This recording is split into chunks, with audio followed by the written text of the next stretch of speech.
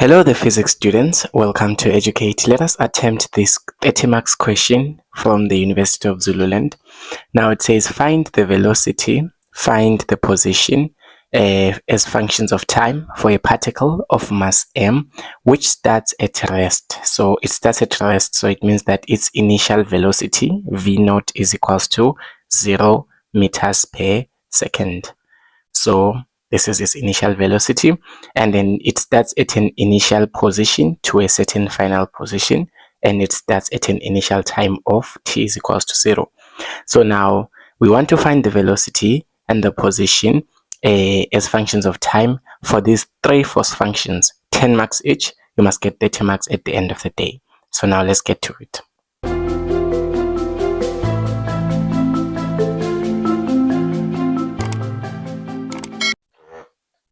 So now Fx is equals to F naught plus Ct. It is the first force function equation that we're going to use to be able to find the position and the velocity as functions of time. Now, the force function is just the force as a function of time. In this case, it is given by F naught plus Ct, F naught being the initial force, and then C being some constant, and then T being the time, which is the independent variable, which is resulting in the change in the force.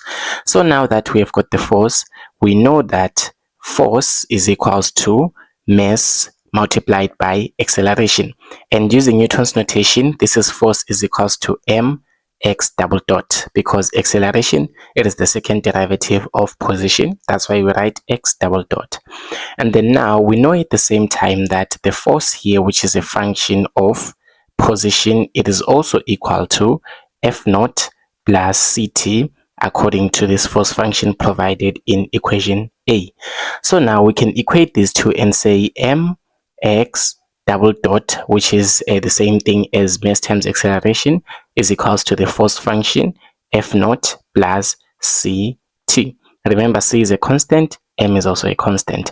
But now remember, we want to find the velocity as a function of time first, then we can find the position respectively. So now we know that acceleration, it is the derivative of velocity. So basically we can say that acceleration x double dot can be written as m dv dt. We are writing in this notation, it is because this differential equation dv dt, it has got v in it, and we want to find the v. So we can be able to solve v if we express acceleration as dv dt, and then this is equals to F naught plus Ct. And then now we're going to cross multiply the dt. We can multiply it to the other side of the equal sign, such that m dv is equals to F naught plus Ct times dt. So we have just cross multiplied the dt to the other side of the equal sign. Now we have to integrate so that we can find our velocity. So now we are integrating the change in velocity. When you see dv, is the same thing as change in velocity. The velocity is changing from an initial velocity of 0 to a final velocity v that we don't know.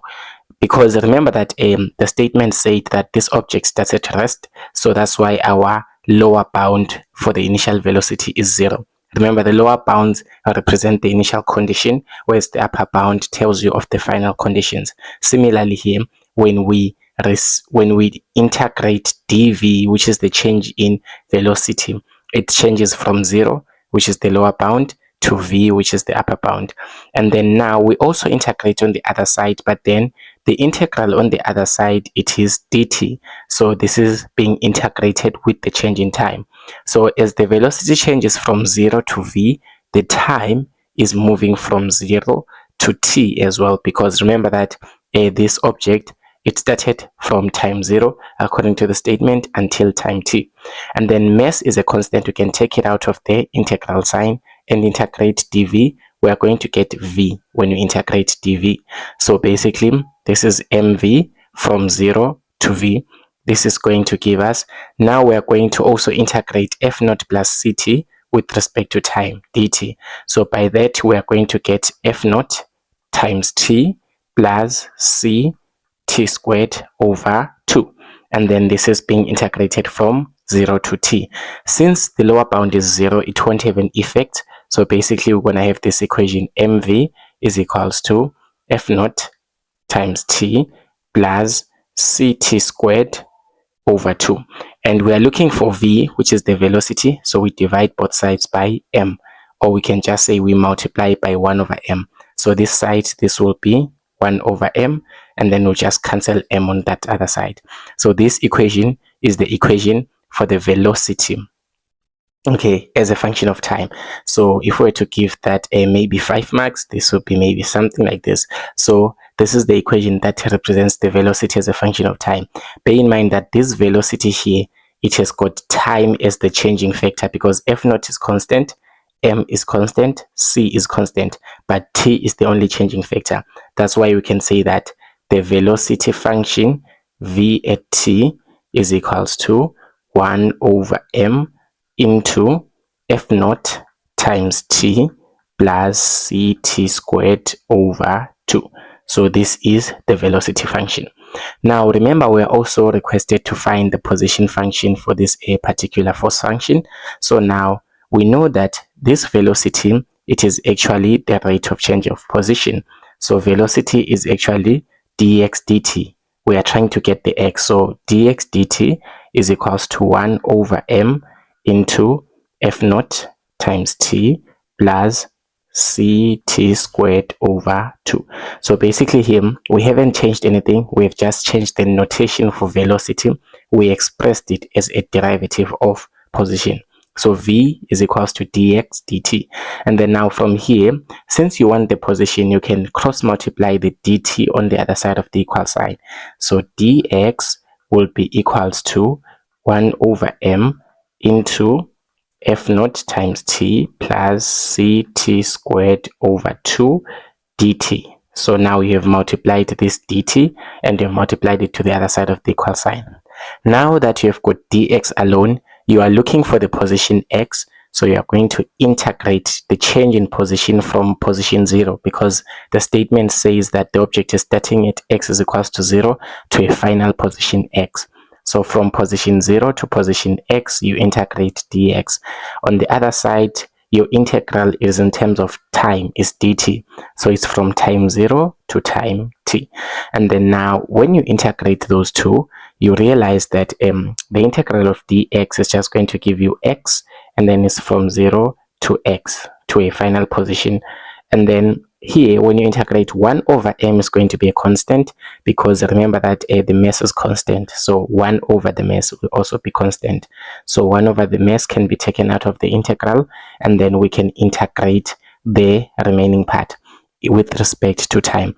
When we integrate f naught t and we integrate ct squared over 2, these two, when we integrate them with respect to time, what are we going to get? We're going to get f naught t squared over, you can even take out the f naught, it's your choice, but it's fine, let's just write it, f naught t squared over 2 when you integrate using the reversal of the power rule. And then here, when you integrate, this one will be c t cubed over 6. And then now you have got your bounds from 0 to t. But since your lower bound is 0 here for each and every case, it won't really make a difference. X as a function of time there will be equals to 1 over m into 1 over 2 f naught t squared. And then this is plus 1 over 6 c t cubed.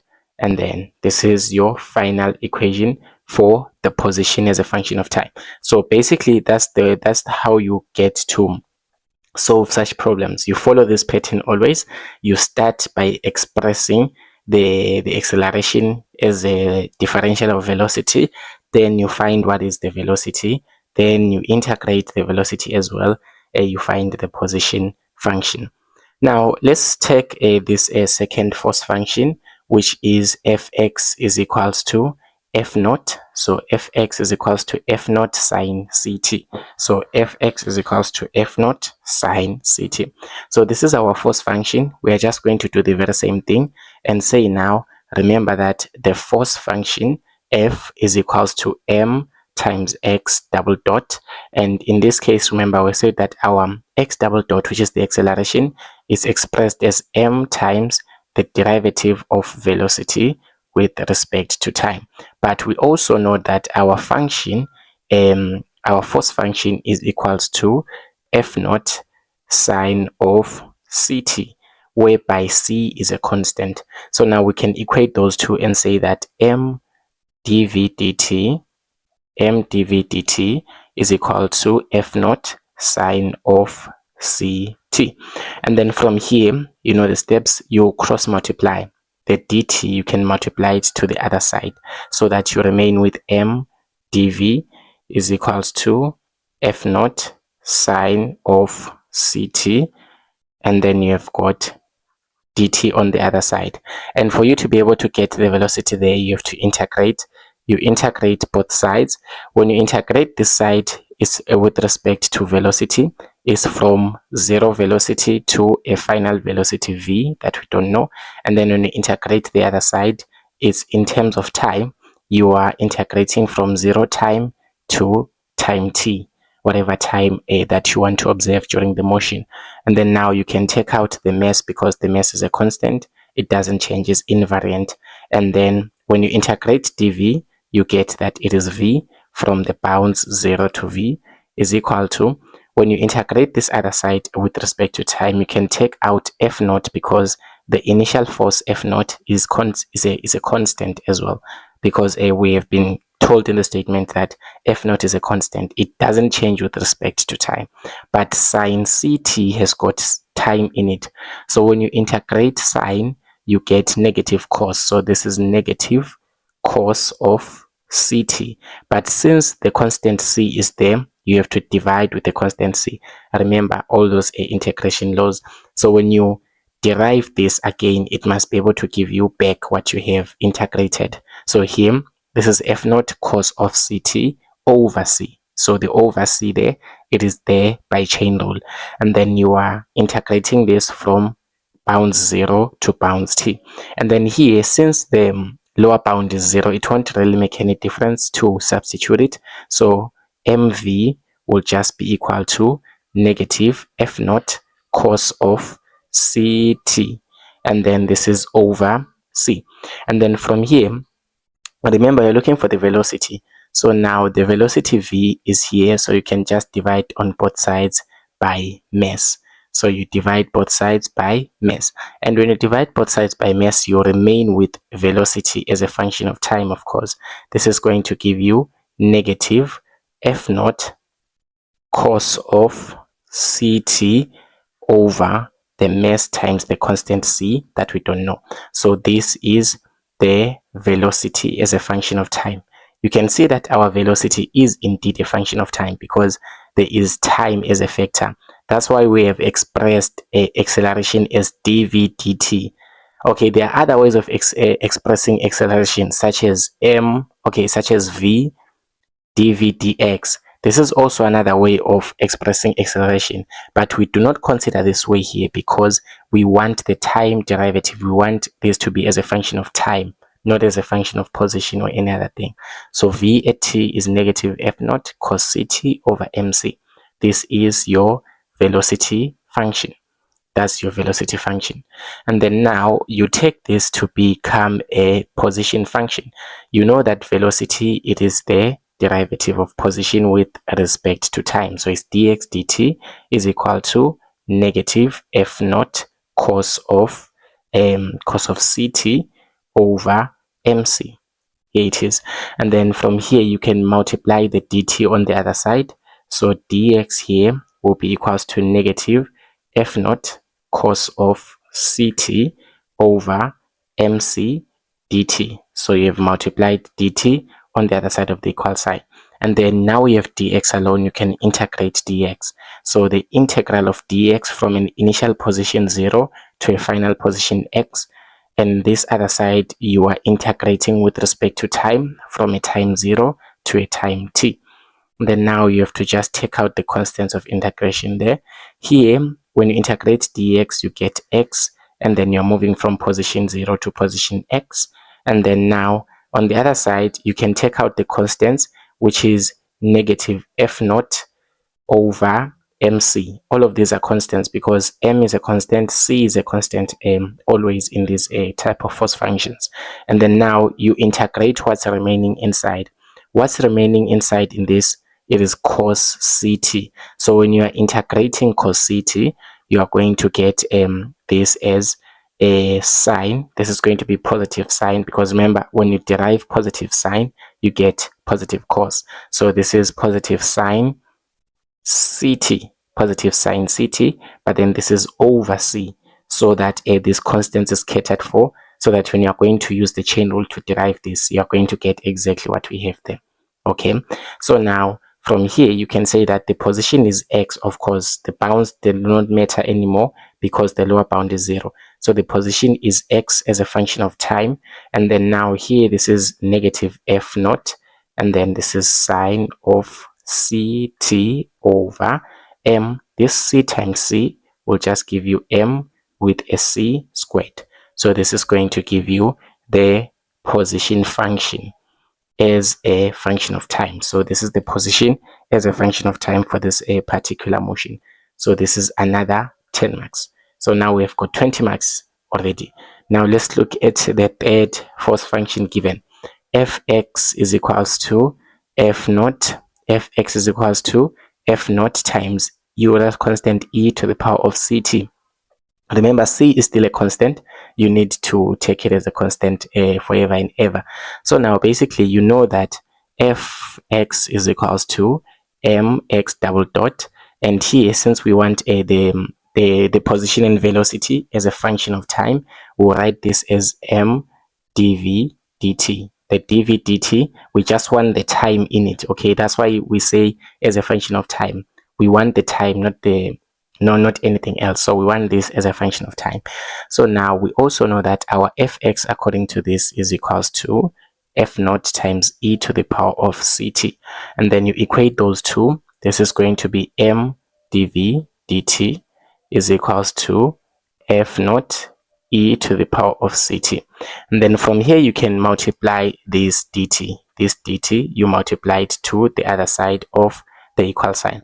When you do that, you are going to remain with m dv is equals to f naught e to the power of ct multiplied by dt. And from here you now bring the integration, because now you have the part, these things to integrate with the d. Okay, so when you integrate one side, this is based on the change in velocity from 0, because remember they said starting from rest to a final velocity v, and then when you integrate the other side, it is in terms of time from 0 time to a time t. And then from here you integrate that, you're going to find out that m is a constant. You integrate dv, you get v the same way from 0 to v is equals to, and then this other side, f naught is a constant. And then when you're integrating e to the power of ct, remember that e to the power of ct is a natural exponential function. So since it is a natural exponential function, what can we do to it? We can say that this is just going to be e to the power of ct, but then this is going to be over c, because when you derive this, it must give you back what you had initially. Okay, when you derive this, it must give you back what you had initially, and then the bounds are still from 0 to t. And then this is going to give you mv, and then because the lower bound is 0, it doesn't make any significant difference, and the other side will just remain as f naught e to the power of ct over c. And then from here you can now divide with your mass, because we do not want the mass, we want the velocity. So we divide both sides by the mass, or you can say we multiply by 1 over m on both sides of the equal sign, such that the velocity as a function of time will be given by f naught e to the power of ct over mc. So this is the equation for the velocity as a function of time. You can see that the only changing factor here for the velocity is the time. There is, because f naught is constant, m is constant, c is constant, everything else is constant, but this term that has got time, it is the one that will change the velocity. That's what we mean when we say that velocity is a function of time. It simply means that velocity changes with time. All right. Now we take it to the next level. We find the position. Since we know that velocity dx dt is the velocity is equals to f naught e to the power of ct over mc. Okay, this is basically the velocity. Okay, dx dt is the velocity, so we multiply dt on the other side such that dx here will give us f naught e to the power of ct over mc, and then this other side you multiply with dt. Okay, you just multiply this dt to the other side of the equal sign, then you integrate both sides according to what you have. When you integrate the first side, it is with respect to dx, so the change in position, or dx is just means change in position from 0 to position x, and then the time here dt is the change in time from an initial time t0 to a final time t. And then when you integrate dx with respect okay, when you integrate 1 dx, you are going to get x, and then from bound 0 to bound x, and then when you integrate on the other side, you can see that we've got constants there, which is f naught over mc. These all are constants because they don't really change. They are invariant measures. F naught is the initial force, m is the mass, c is some constant that we are given. And then now when we integrate here e to the power of ct, we're just going to get the same thing, which is e to the power of ct over c, and then you are integrating this from 0 to t, which makes not much difference because remember that the bounds here, the bounds they remain the same.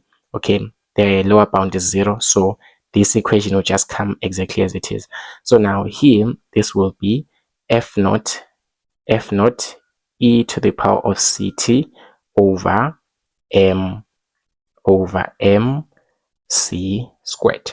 So this is going to be your equation for the position function, the position as a function of time for this particular motion given this force function here. So comment below and tell me, would you be able to get all the 30 marks here from this question at the University of Zululand? Thank you, ladies and gentlemen, for watching this video. Don't forget to subscribe to the channel. Tell your friends to stay tuned.